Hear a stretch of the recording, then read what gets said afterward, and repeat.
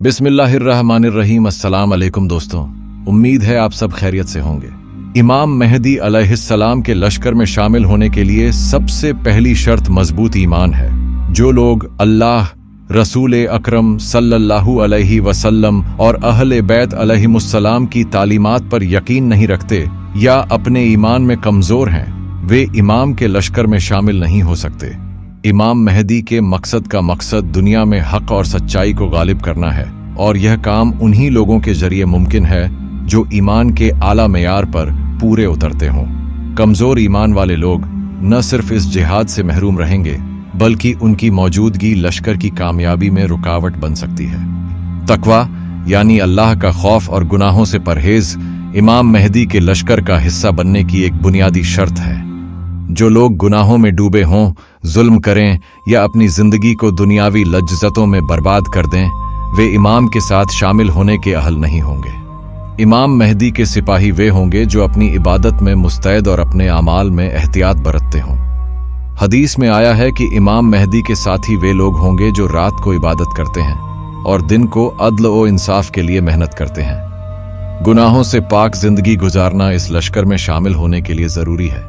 इमाम मेहदी अलैहिस्सलाम के लश्कर में वही लोग शामिल होंगे जो दुनियावी माल व दौलत, शोहरत और ऐशो आराम की ख्वाहिशात को छोड़ चुके हों। दुनियावी ख्वाहिशात के गुलाम ऐसे अजीम मकसद के लिए मुनासिब नहीं हो सकते, क्योंकि इमाम मेहदी के क़याम का मकसद दुनियावी लज्जतों को छोड़कर अदल व इंसाफ कायम करना है। जो लोग अपने नफ्स के गुलाम हैं और रूहानी तौर पर कमजोर हैं, वे न सिर्फ इमाम के मिशन का हिस्सा नहीं बन सकेंगे, बल्कि अपनी ख्वाहिशात की वजह से राह-ए-हक में रुकावट डालेंगे।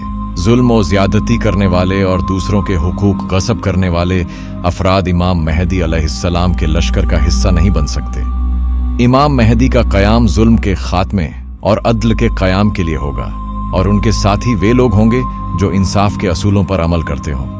रिवायतों के मुताबिक इमाम मेहदी के सिपाही अदल के अलंबरदार होंगे और हर किस्म के जुल्म के खिलाफ खड़े होंगे।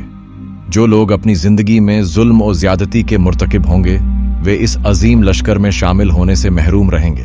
इमाम मेहदी अलैहिस्सलाम के लश्कर में मुनाफिक और झूठे मोमिन शामिल नहीं हो सकेंगे।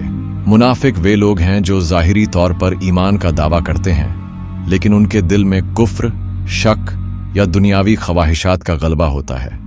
इमाम मेहदी के क़याम के वक़्त बहुत से मुनाफिक बेनकाब होंगे और उनका किरदार जाहिर हो जाएगा। इमाम के सिपाही वही होंगे जिनका ईमान खालिस होगा और जिनके दिल अल्लाह की मोहब्बत और रसूल की इताअत से मामूर होंगे। मुनाफिकत और दोगलेपन के हामिल अफराद लश्कर का हिस्सा नहीं बन सकते।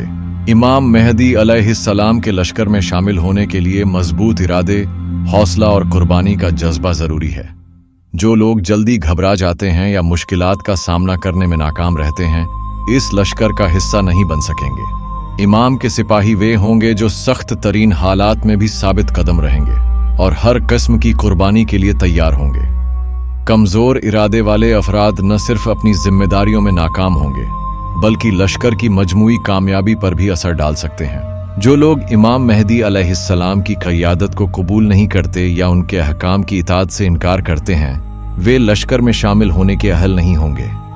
इमाम के लश्कर के सिपाही मुकम्मल वफादारी और इताअत के जज्बे से सरशार होंगे।